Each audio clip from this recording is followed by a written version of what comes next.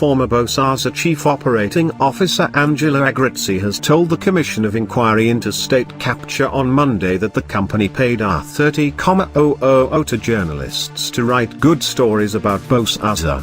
Agrizzi said he was approached by the company's executive director Papa Leshabane, who requested an amount of R71,000, with R30,000 of this amount set aside for paying the journalists.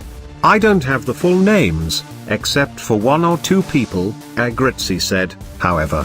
The journalists' names appear in the black book Agrizzi used to record the money the company officials paid as bribes, which the witness mentioned in evidence during earlier testimony. Agrizzi said at the time Leshabane made the request, a number of negative reports on Bosasa appeared in the media. Initially, the only full name he mentioned was Pinky Coabane.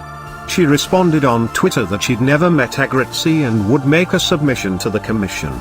Leshabane told Agrizzi that he, Leshabane, knew a few people who could write positive articles about Bosasa and give the company's officials tip-offs on whether there was a negative story on the company that was in production and how such a story could be countered. He said the payments to the journalists started at around 2012.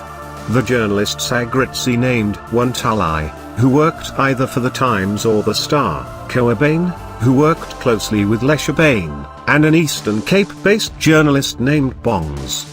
Leshabane was evasive on giving me the full names. "The best person to ask would be him," Agrizzi told the commission. The company also employed media consultants Benedicta Dube, who at one occasion was paid well over R1 million for services, and Stephen Lawfer on a strategic level. The latter, once a journalist at the Mail and Guardian, is also alleged to have been a KGB spy. The consultants were employed to get rid of negative publicity about the company and discredit the journalists who wrote the negative reports about Bosasa.